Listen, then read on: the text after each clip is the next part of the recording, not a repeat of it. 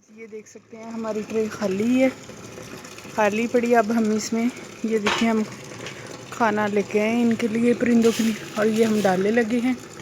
ये देखिए हमने पूड़ी, हलवा और दालें डाले हैं इसमें गंदम है, चीनी है, चावल है, सब कुछ डाला। इसके अलावा ये देख सकते हैं हमने पानी डाला इनके लिए ठंडा ठंडा।